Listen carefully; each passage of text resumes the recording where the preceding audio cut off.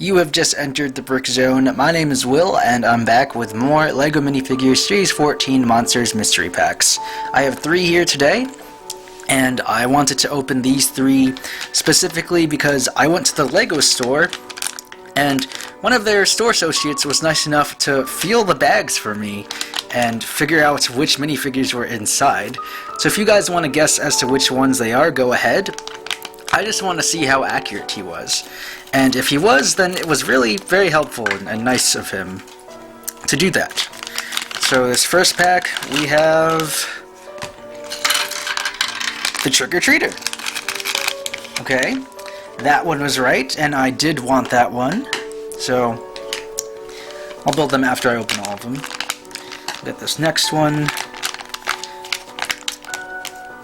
Well, he's the Trick-or-Treater or the Skeleton guy, either or. This pack has the Zombie Cheerleader, so he was correct both times. Good on him. Really wish more LEGO stores did that, just because, you know, feeling through bags, you get all these judgmental looks and everything. But he seemed to know his stuff very well, and saved me a lot of time. In this last pack, we have, the Spider Lady. Alright, I'm gonna get these built. From left to right, we have the Skeleton Guy, the Spider Lady, and the Zombie Cheerleader. I see this figure more so as a trick-or-treater than the Skeleton Guy, mainly because he's a human minifig wearing a skeleton costume. But the neat thing about his costume is that it's pretty much a LEGO skeleton printed on a regular minifigure. So on his head, torso, arms, and legs, you have that skeleton printing all around, which does a great job capturing the look of those full-body skeleton costumes people actually wear on Halloween. His one accessory is that jack-o'-lantern treat bucket, which is a reuse of the leprechaun's pot, just recolored with that jack-o'-lantern design. He has white hands, and I think the coolest thing about this guy is his head. So you see, you have the printing for the mask, the skull mask there. But what's interesting is that you have the string that wraps around the back of his head. And as I move this, you can see on the side, there's a better look at his arms and his legs. For the side of the arms and legs of the, the skeleton look. Here on the back, you have some back printing on the torso for the back of the skeleton, and you also see the back of the string where it's tied.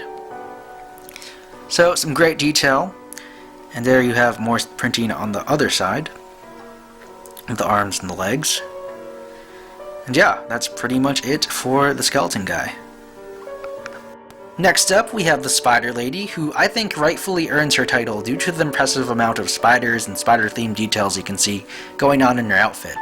At the front, she has some sharp printing for her dress, specifically the red webs, which I think look very crisp. In addition, there are 3 white spiders along with a necklace. Her main accessory is a red spider. Right now, she is sporting a black beehive hairdo, which also has another spider on one side. Her face print is a bit confusing because she's the Spider Lady, but you can clearly see she has fangs, so is she also Vampire Lady? Kind of similar to the Vampire's Bride in the Monster Fighters line, but I guess it's up to your imagination. And last, she has a cape and collar, and I really like that. There's something visually pleasing to it, visually striking that catches your attention. And I feel like without it, she just would have been some generic Spider Lady person in a black, just plain black dress. Well, I guess there are details, but I don't know, something about the cape and the collar add some extra color to it. And speaking of color, it is in this foggy, clear color, and the material is this plastic sheet you pop out, or it's this thin plastic you pop out of a plastic sheet. And there's a look at the back, and it has this web pattern going on. No back printing on the back of the dress piece or the torso or the head. And yeah, that's pretty much it for Spider Lady. And if you didn't catch it, there is the spider on her hairpiece. Lastly, we have the Zombie Cheerleader. You can never have enough LEGO zombies in my opinion, so I like this figure just fine. Her cheerleader uniform comes in earth green and white. Of course, it's ripped and tattered in different places, specifically by her shorts and by the top of her shirt. And for printing, she also has that Z on her uniform. For accessories, she has 2 pom-poms, which match her outfit. And for hair, she has this dark tan hairpiece with pigtails, with matching hair ties in that same earth green color. She also has some side printing on her legs, no printing on the back of her torso or her head. And as for her head, she has a pretty goofy looking face there, missing a tooth. These are definitely some well done minifigs.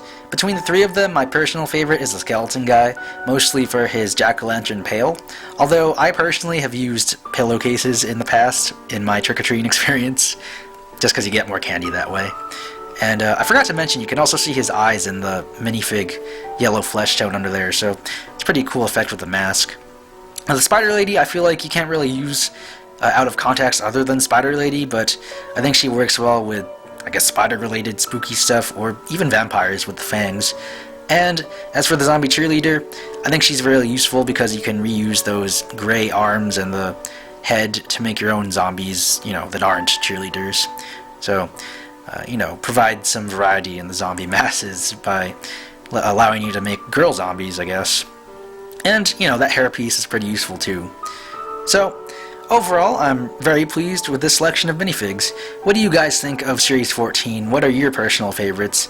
None of these are my favorites out of the total 16 figures, but like I said, I still think they look really good and I like them.